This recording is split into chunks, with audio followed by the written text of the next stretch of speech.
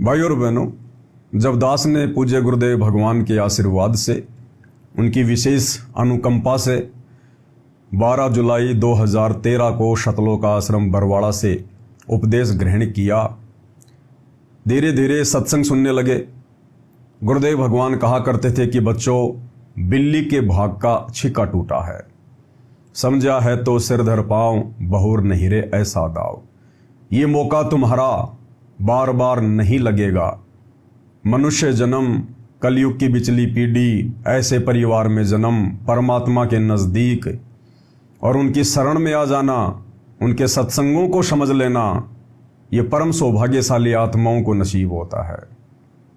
और बच्चों, भक्ति करो, भक्ति मर्यादा में रहो, अंतिम श्वास तक संसार से संघर्ष करो, पूरा विश्व पार होगा। जहाज के जहाज भरकर शतलोक जाएंगे, करोड़ों की संख्या में, अरबों की संख्या में आत्माएं शतलोक जाएंगी। ये प्रवचन दास गुरुदेव की सुना करता था। लेकिन जैसे जैसे आगे बढ़े, सत्संग सुनते चले गए, तो गुरुदेव बीच बीच में कहा करते थे वाणियों में कि खोकापुर में काग मिले दिन दोई रे, अरबों में कोई हंस हमारा होई रे।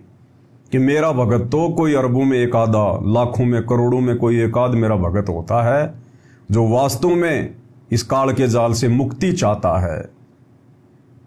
फिर परमेश्वर वाणी में कहते थे कि भाई ये संसार विघन की घाटी, कोई निकलेगा बिरला सूर, कि कोई बिरला ही होगा। भक्ति करे कोई सूरमा, जात वर्ण कुल खोए, कामी क्रोधी लालची, इनसे भक्ति न होए। इस प्रकार की वाणियां गुरुदेव भगवान कहा करते थे। और गरीबदास जी की वाणियां भी सुनाया करते थे और कहते थे, दास गरीब कह नर लोई, और साहिब को चीने बिरला कोई। तो दास सोचता था कि एक तरफ तो पूज्य गुरुदेव भगवान कहते हैं पूरा विश्व पार होगा, पूरा संसार मोक्ष प्राप्त करेगा, जहाज के जहाज भर के जाएंगे, और दूसरी तरफ परमेश्वर कह रहे हैं कि कोई बिरला ही होगा जो यहां से बाहर निकलेगा, कोई बिरला ही होगा जो सतगुरु को पहचानेगा, परमात्मा की पहचान कर पाएगा। तो थोड़ा सा विरोधाभास होता था, हालांकि शक नहीं होता था, संदेह नहीं होता था, ये मेरे कोई पिछले अच्छे संस्कार थे। तो मन में इस प्रकार का हल्का सा अंदेशा आ जाता था, क्योंकि नए नए जुड़े थे भक्ति मार्ग से, जुड़ते ही इतना ज्ञान नहीं हो जाता है, समय लगता है। तो अंदर से परमात्मा प्रेरणा करते थे कि बेटा सत्संग सुनता रहे, और एक दिन ऐसा आएगा, इस शंका का समाधान ना केवल तुझे मिलेगा, बल्कि तेरे माध्यम से लाखों भक्तों को भी इस शंका का समाधान मिलेगा। तो दास ने संतोष किया, धैर्य धारण किया, जो कि एक भगत के गुण हैं, लक्षण हैं। और भाई और बहनों, जब से परमेश्वर ने दास को निमित्त बनाया है साध संगति के लिए, अपने संदेशे संगत में भिजवाने के लिए, उसके बाद से वो सारे अंदेशे एक एक करके समाप्त होते चले गए। और सन 2014 बरवाला कांड के बाद तो अंदेशों की कोई गुंजाइश ही नहीं रही, बिल्कुल आईने की तरह क्लियर हो गया। ये परमेश्वर बिल्कुल सही कहा करते थे कि दास गरीब कहे नर लोई, सतगुरु को चीने बिरला कोई। ये संसार विघन की घाटी, कोई निकलेगा बिरला शूर। ये काल किसी बिरले भगत को ही, जो वर्तमान में मेरी शरण में आएगा, उसको यहां से जाने का रास्ता देगा। और भाई और बहनों, वर्तमान में 2014 बरवाला कांड के बाद सतलोक आश्रम मैनेजमेंट हरियाणा, पूज्य गुरुदेव जी का कलयुगी परिवार, उनके बेटा बेटी, भाई बंधु रिश्तेदार, ये कोऑर्डिनेटर और ये लाखों की अंध संगत, जो आज गुरुदेव की गैर हाजिरी में ज्ञान को आधार ना बनाकर देखा देखी में, भेड़ चाल में इन आश्रमों में आ रही है, जा रही है, खा रही है, पी रही है, जानवर की तरह। गुरुदेव ने बताया जैसे जानवर सारा दिन नीचा मुंह करके चरता रहता है और पीछे से गोबर निकालता रहता है, इसी प्रकार ये अंध संगत इन आश्रमों में आती है, जाती है, लड्डू जलेबी बर्फी खाती है, टाइम पास करती है, और भक्ति के नाम पर कुछ नहीं, उल्टा मर्यादा तुड़वा के आती है। तो आज बिल्कुल क्लियर हो गया, आज वो ठीक का समय आ गया। परमेश्वर ने बुद्धि बिल्कुल ऑन कर दी, क्लियर कर दी। आज जब हम पूज्य गुरुदेव जी के कलयुगी परिवार के कुक्रम देखते हैं, संगत की भेड़चाल देखते हैं, कोऑर्डिनेटरों की अंधता देखते हैं, तो वो वाणियाँ बिल्कुल आज समझ में आ गई है कि गुरुदेव भगवान ऐसा क्यों कहा करते थे। क्योंकि टीचर का कर्तव्य है, टीचर का फर्ज है। टीचर कमज़ोर से कमज़ोर बच्चे को भी नहीं कहेगा कि बेटा तू फेल हो जाएगा, जबकि टीचर को पता होता है, क्योंकि पढ़ाई तो वही पढ़ाता है। लेकिन फिर भी विद्यार्थियों का मनोबल बनाए रखने के लिए कि बच्चों पढ़ाई करो, पढ़ाई करो, सारे पास हो जाओगे, अगली क्लास में जाओगे, सारे पास हो जाओगे, पढ़ लिख के नौकरी लगोगे, सुखी जीवन जियोगे। लेकिन उसके बाद हम देखते थे कि बहुत सारे बच्चे फेल हो जाते थे। किसी के सप्लीमेंट्री आई है, किसी के कप्लीमेंट्री आई है, कोई फेल हो गया। तो भाई और बहनों, ठीक इसी प्रकार सतगुरु रामपाल जी भगवान इस आध्यात्मिक स्कूल के, यूनिवर्सिटी के प्रधानाचार्य हैं। और गुरुदेव का तो मकसद है कि किसी भी प्रकार से ये आत्मा भक्ति पर लगी रहे। परमेश्वर अपनी वाणी में कहते हैं कि कबीर कपट से भक्ति करे उसको भी अपनाऊं, साम दाम दंड भेद से फिर सीधे रास्ते लाऊं। लेकिन भाई और बहनों, परमेश्वर का विधान ये भी कहता है कि जो आत्माएं अंत समय तक संघर्ष करते हुए, गुरु वचन में चलते हुए, प्रत्येक आज्ञा का अनुसरण करते हुए और गुरु को परमात्मा मानते हुए यदि इस भक्ति मार्ग पर टिके रहे, तो वे ही आत्माएं सतलोक के योग्य बनेंगी, मोक्ष के अधिकारी होंगी। तो आज सतलोक आश्रम मैनेजमेंट हरियाणा की अंधी दौड़ को देखते हुए हम सत्सेवक भाई बहनों को बिल्कुल शीशे की तरह क्लियर हो गया कि परमेश्वर ये वाणियां क्यों कहा करते थे कि ये संसार विघन की घाटी, कोई निकलेगा बिरला सूर। दूसरी बात भाई और बहनों, ये पूरी दुनिया वर्तमान में जिस कल की भगवान की खोज कर रही है, खैर आप और हमें तो पता है ही कि वे रियल कल की वर्तमान में सतगुरु रामपाल जी हैं। और दुनिया वाले कहते हैं कि कल्कि का मिशन जारी है, कल्कि का मिशन जारी है, गुप्त मिशन जारी है, कल की सेना अपना कार्य कर रही है। ये गुप्त मिशन कोई और नहीं, क्योंकि दुनिया की आंखें खुलेंगी तब तक तो परमेश्वर का मिशन 90% पूरा हो चुका होगा। सन 1994 से कल की भगवान सतगुरु रामपाल जी ने अपना ये शत भक्ति मिशन शुरू किया, जो दुनिया की नज़र में आज तक भी नहीं है। तो ये गुप्त मिशन है, गुप्त मिशन। और जब तक परमेश्वर 2028 के बाद देश और दुनिया की नज़र में आएंगे, तब तक तो उनका मिशन पूरा हो चुका होगा। जितनी आत्माओं को गुरुदेव भगवान ने अपनी शरण में ले लिया है, अपनी उपस्थिति में या 2014 बरवाला कांड के बाद से अपनी अनुपस्थिति में, उन आत्माओं केवल इन्हीं में से छटनी होगी, क्योंकि भक्ति योग्य आत्माएं केवल पूरे विश्व में परमात्मा की इतनी ही हैं। देश विदेश से जितने भी भगत भाई बहन वर्तमान में गुरुदेव के विद्यार्थी हैं, स्टूडेंट हैं, उनके छात्र हैं, उनके शिष्य हैं, वो चाहे किसी भी देश से हो, चाहे भारत से हो, चाहे संकल्प दीक्षा लेकर जुड़ा हो, चाहे नाम दीक्षा लेकर जुड़ा हो, बस केवल इतनी ही आत्माएं हैं जिनको परमात्मा ने गुप्त रूप में अपनी शरण में लेना था। और 2014 से हिसार जेल बैठकर उन सब की परीक्षा ले रहे हैं। यह है कल्कि का गुप्त मिशन। हिसार जेल से बाहर आने के बाद आत्माएं गुरुदेव की शरण में तो आएंगी, दुनिया उल्टेगी पलटेगी, लेकिन उस समय वो केवल अपनी जान बचाने के लिए आएंगे, अपने और अपने परिवार की रक्षार्थ आएंगे, आत्म कल्याण के लिए नहीं आएंगे। तो इन्हीं में से परमेश्वर सेलेक्ट करेगा सतलोक के लिए। और परमेश्वर ने सिलेक्शन की विधि, सिलेक्शन की प्रोसीजर साध संगति के माध्यम से शुरू भी कर रखी है।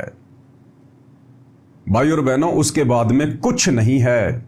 2028 के बाद जितने भी लोग गुरुदेव की शरण में आएंगे, केवल केवल सतयुग में एंट्री करने के लिए, क्योंकि कलयुग में 1000 साल के लिए सतयुग शुरू हो जाएगा 2028 के बाद।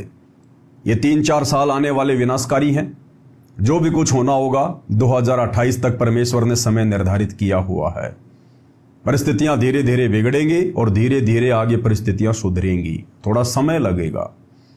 तो गुरुदेव के जेल से बाहर आने के बाद जब देश और दुनिया को पता चलेगा कि हम जिस कल की भगवान को यूट्यूब पर ढूंढ रहे थे वे तो बाबा रामपाल जी हैं, मुसलमान अपने अल्लाह मौला को भूल जाएंगे, हिंदू अपने ब्रह्मा विष्णु महेश 33 करोड़ देवी देवताओं को भूल जाएंगे, सिख अपने वाहे गुरु को भूल जाएंगे, ईसाई मसीहा को भूल जाएंगे, क्योंकि हिंदुओं का भगवान, मुसलमानों का अल्लाह, सिखों का वाहे गुरु और ईसाइयों का मसीह बाबा रामपाल है। बाबा रामपाल, जगत गुरु तत्वदर्शी संत शिरोमणि सतगुरु रामपाल जी, ये 2028 के बाद पूरी दुनिया के सामने अचानक से प्रकट होंगे, जैसे नरसिंह भगवान खंबा फाड़कर अचानक से प्रकट हुए थे। और सब इनकी शरण में आएंगे, दौड़ दौड़ के आएंगे, लेकिन आएंगे केवल अपने बचाव के लिए, भक्ति और भगवान प्राप्ति के लिए नहीं, मोक्ष के लिए नहीं। वर्तमान में ये 1994 से, और जब तक गुरुदेव जेल से बाहर नहीं आ जाते हैं, ये उनका गुप्त मिशन चल रहा है। और हम बार बार समझा रहे हैं, बार बार संदेशा दे रहे हैं, लेकिन भाई और बहनों, हमें भी पता है कि ये काल का लोक है। काल प्रेरित आत्मा के ऊपर काल का रंग चढ़ा होता है। सतगुरु की शरण में आने के बाद भी, सतगुरु की काफी लंबी संगति करने के बाद भी वो आत्मा इतनी जल्दी नहीं समझ पाएगी। सन 1994 से गुरुदेव भगवान ने एडी से चोटी तक का जोर लगा लिया, ज्ञान देने में, समझाने में, समाधान करने में कोई कसर नहीं छोड़ी, कोई कमी नहीं छोड़ी। फिर भी आज उनके 90% भगत गांधारी की तरह आंखों पे काली पट्टी बांधकर भक्ति मार्ग पर चल रहे हैं। तो सोचिए भाई और बहनों, 2028 के बाद जो दुनिया केवल अपनी जान बचाने के लिए आएगी, वो कैसे सतलोक में प्रवेश करेगी? केवल सतयुग में प्रवेश करेगी, जो काफी वर्ष के लिए इस पृथ्वी पर परमात्मा अपनी भक्ति के बल पर पैदा करेंगे। तो ये सौभाग्य केवल आप और हम साध संगति से जुड़े हुए सत्सेवक भाई बहनों का। परमेश्वर ने हमसे अपनी पहचान भी करवाई। अपने मिशन के विषय में परमेश्वर ने आप और हमें सत्य जानकारी भी दी। आप और हमें परमेश्वर ने दृढ़ किया, विश्वास किया, तभी तो आज हम इस भक्ति मार्ग पर टिके हुए हैं। हम भी उसी गुरु के शिष्य हैं, हमें भी वही ज्ञान प्राप्त है, अलग से कोई कोचिंग या ट्यूशन नहीं मिला। और इन आश्रमों में जाने वाली भीड़ को भी वही सतगुरु प्राप्त है, वही ज्ञान प्राप्त है, लेकिन दोनों की समझ में, बुद्धि विवेक में, मर्यादाओं में रात और दिन का अंतर है। तो भाई और बहनों, गुरुदेव भगवान की जो ये विशेष रजा आप और हमारे ऊपर हुई है, हम इसको यूं ही बना के रखें, इसको हम व्यर्थ में ना गंवाएं, अन्यथा फिर हमें युगों युगों यही इस काल के लोक में भटकना पड़ेगा, 84 लाख योनियों में जाना पड़ेगा। ये ना समझना कि एक बार अगर सतगुरु की शरण में आ गए तो फिर 84 में नहीं जाएंगे। सतगुरु केवल आत्माओं का दिल डांटने के लिए इस प्रकार की बातें करते हैं कि एक बार जो मेरी शरण में आ गया, सतनाम ले लिया, फिर वो 84 में नहीं जाएगा। दूसरी तरफ आपने सत्संग भी सुने होंगे गुरुदेव के। परमात्मा कहते हैं कि ये जो ब्रह्मा विष्णु महेश बनते हैं, देवी देवता बनते हैं, ये कौन बनते हैं? ये वही आत्माएं हैं जो कलयुग की बिचली पीढ़ी में सतनाम भी ले लेती हैं, सार नाम भी प्राप्त कर लेती हैं, लेकिन किसी कारण से पार नहीं हो पाते। इन्हीं आत्माओं को काल सेलेक्ट कर लेता है ब्रह्मा विष्णु महेश की पोस्ट के लिए, देवी देवताओं के पोस्ट के लिए। और गुरुदेव ने बताया कि ये ब्रह्मा विष्णु महेश अभी तो 84 लाख में जाएंगे, ये देवी देवता अभी 84 लाख के चक्कर में जाएंगे। क्यों भाई? उनको तो सारनाम प्राप्त था, शतनाम प्राप्त था, फिर वे 84 में क्यों जाएंगे? गुरुदेव ऐसा क्यों कह रहे हैं? इसलिए भाई और बहनों, टीचर का काम है बच्चे का मनोबल बढ़ाना, बाकी जो उसका विधान है, जो संविधान है, वो अटल है, अटल।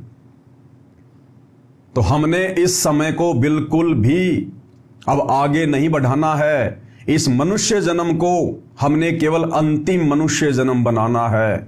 उसके लिए हमने जो भी संघर्ष करना पड़ेगा, जो भी कुर्बानी देनी पड़ेगी ज्ञान आधार से। ये मार्ग प्रेम और शांति का है, मारकाट का नहीं है, लड़ाई झगड़े मनमुटाव का नहीं है।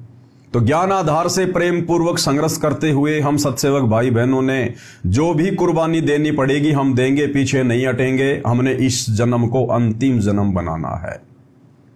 तो ये बात तो हुई परमेश्वर के मिशन की। अब भाई और बहनों, हम बातें करते हैं इन सतलोक आश्रमों से जुड़े हुए भाई बहन जिनके बहुत कमजोर भक्ति संस्कार हैं, बहुत कमजोर। क्योंकि परमात्मा अपनी शरण में लेगा तो छटनी भी तो करेगा। तो 20 साल तक गुरुदेव ने ज्ञान दिया, 1994 से 2014 तक। 14 के बाद से आज लगभग 12-13 साल हो गए। हिसार जेल में बैठकर गुरुदेव भगवान हम सब की परीक्षा ले रहे हैं। और इस परीक्षा में दिन ब दिन आश्रमों से जुड़े हुए भाई बहनों की विकेट गिरती जा रही हैं। अभी कुछ ही दिन पहले आपने देखा किस प्रकार से रोहतक के पैरावर में परशुराम जयंती थी। हरियाणा के मुख्यमंत्री आए हुए थे और हरियाणा के जेल मंत्री अरविंद शर्मा के साथ सतगुरु रामपाल जी के बड़े बेटे वीरेंद्र के काफ़ी अच्छे संपर्क, काफ़ी अच्छे संबंध। खुले तौर पर इन लोगों ने बीजेपी का समर्थन किया है। अरविंद शर्मा ने अपने यूट्यूब पर डाला है, जो दास ने आपको दिखाया, आज भी दिखाऊंगा थोड़ा सा। और पूरी की पूरी संगत गुरुदेव के ज्ञान को आधार ना बनाकर केवल गुरुदेव के परिवार के पीछे अंधी दौड़ में दौड़ रही है। तो भाई और बहनों, ये आत्माएं मोक्ष प्राप्त करने योग्य नहीं है। इन आत्माओं का भी यहाँ भटकना है, भ्रमणा है, 84 में जाना है। आप और हमने इन भक्तों को देखकर नहीं, गुरुदेव के परिवार को देखकर नहीं, हमने अपने गुरुदेव भगवान को, उनके मिशन को, उनके ज्ञान को और अपने आत्मा के कल्याण को मद्देनजर रखते हुए इस भक्ति मार्ग पर आगे बढ़ना है।